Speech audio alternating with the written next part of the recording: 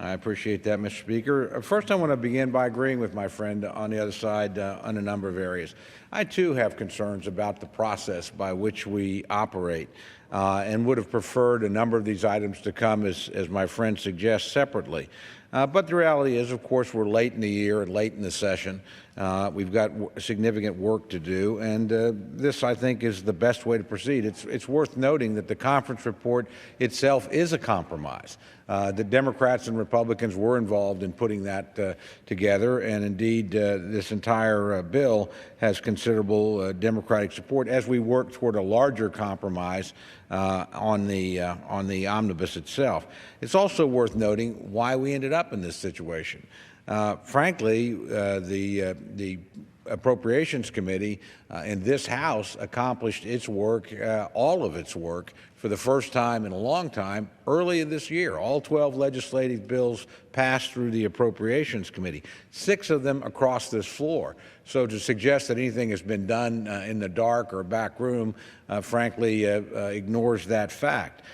What happened was the United States Senate chose not to allow any appropriations bills to come to the floor. They didn't do that as a body. My friends on the other side of the aisle in the Senate, the Democrats, chose not to allow any bills to come to the floor. Now, to be fair to them, they also completed every appropriations bill through the full committee. That's the first time that's happened in many, many years in the United States Senate. But our friends, until we got this larger agreement, the budget agreement, which I was happy to vote for, I know my friend on the other side also voted for, until we reached that point, the appropriations process in the other body didn't happen. And at some point, that affects what's going on over here. They're not moving bills. We stop moving bills because it's sort of a waste of time to do that. So if you've got complaints, you should talk to your colleagues in the other body on your side of the aisle and tell them hopefully next year they won't try to keep bills from moving to the floor in a normal way. But again, I'm proud that this body moved all 12 bills through the Appropriations Committee. I also want to make a couple of other points in terms of where we are now in trying to reach an omnibus. And this puts me a little bit, again, at odds with my friend. I don't think that is a closed process. Frankly, it's a pretty normal process. There are representatives involved in these negotiations, both Democratic and Republican, and from the administration. They're working very hard in good faith to try and do something that's extremely difficult. Writing a $1.1 trillion omnibus bill takes a lot of time, and there's multiple items to be negotiated. Now, I think both sides is negotiating in good faith in this legislative body, and I think the administration is participating in good faith. My friend and I will also disagree that riders on appropriations bills, as they're called, is somehow unusual. They certainly, when they were in the majority, had lots of riders on appropriations bills. It's just not an unusual thing. Now, there's obviously give and take on these things, but Congress exercising the power of the purse is a perfectly appropriate constitutional tool to use. In this case, where we end up will indeed be a compromise. The omnibus bill cannot pass either chamber, and certainly, has to be signed by the President of the United States. So, Republican Congress, our friends with the appropriate tools and votes that they have, the President of the United States, who has the ultimate veto pen, all of these parties will have to be placated. So, again, that negotiation is long and complex. We're making good progress. All parties are represented there. And eventually a bill will be presented to this body, hopefully in the next few days. I share my friend's concern. I would prefer not to be here, but if we have to be here next week and have 2 or 3 more days for the process to work out, so be it. The lessons I think we ought to draw from this, and that we have a chance to implement next year, are that let's do a normal appropriations process. We already have an agreement now for next year's spending numbers. That's a step in the right direction, and actually says a lot of good things about both parties and all concerned that they were able to come to this larger agreement earlier this year. So we have no excuse, in my view, not to move all 12 bills across the floor under regular order, under open rules, so every member can come down here and participate. I know that that is certainly the goal of Chairman Rogers, the chairman of the Appropriations Committee. I know that's the goal of his ranking member, the distinguished lady from New York, Ms. Lowy. So I think the hard work this year has set us up both for a fruitful compromise here in the waning days of the calendar year and the legislative session, and has actually laid the foundation for something we've not seen around here in a long time, regular order next year.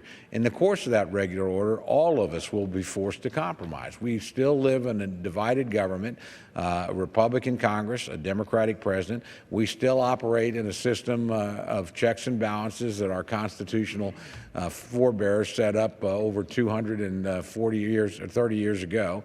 That system has served us pretty well over the course of our history. I think it will continue to, and it will continue to demand compromise. We've seen a little bit more of that lately. I know my friend has his concerns, some of which, again, I share. But I'm pretty proud of a Congress that has, number one, produced the first unitary budget since 2001, where the Senate and the House agree, that for the first time since 2006 has moved all appropriations bills through the Appropriations Committee of both chambers, that actually, as in recent days and weeks, passed landmark legislation, as my friend referred to, the reauthorization of Edge.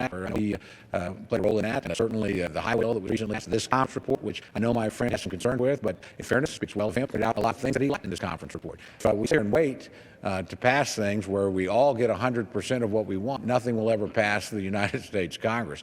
And certainly in a bill this large, when we reach the omnibus, that's going to have called for many compromises. This bill before us has called for many compromises. But people have found a way to work in good faith. My friend is perfectly in order to oppose the rule. It's a pretty normal position for each side to take, minority and majority. I never have any problem with that. I think we'll pass the rule. I would hope he looks at the entire bill, the funding of the government, the Customs Act, where he has some concerns, but also had many things to point to that he thought were appropriate and good. The Internet tax prevention now make permanent. Warren has worked very hard for many years to do that. And yes, there'll be some things that I look at the tax legislation, and my friend very ably pointed out has many good provisions. And finally, the essential operation of government for the next few days, so people negotiating in good faith for both my friend's party and my party and from the administration can actually arrive at a deal. I think there's a lot of merit in the underlying legislation. So I would just ask that we be realistic. Again, my friend is perfectly within his rights, but he's perfectly within his rights to oppose both these measures, the rule and the final bill, and I certainly understand his concern about the rule. Were the roles reversed, my concerns would probably be similar. But I hope he looks to the underlying legislation when that vote comes and says, there's a lot of good things here. There's a lot of give and take by both sides. There's real compromise. We've done a lot of that in the last few weeks under Speaker Ryan. I think we have the opportunity to do more next year. So let's, pass the rule. Pass the underlying legislation, get to finishing our business in the next few days, hopefully, give the American people what they deserve, some peace, quiet, and certainty in the Christmas season, and then come back here next year with an opportunity to build on this and do some tremendous things in a bipartisan way. That's what I intend to work for. I know that's what my friend will be working for. So with that, Mr. Speaker, I will reserve the balance of my time. Gentleman's time is reserved. Gentleman from Colorado. Thank you, Mr. Speaker. I'd like to yield 5 minutes to the gentleman from Oregon, a senior member of the Ways and Means Committee, Mr. Blumenauer. Gentleman from Oregon is recognized for 5 minutes. Thank you, Mr. Speaker. I appreciate the gentleman's courtesy. I'm here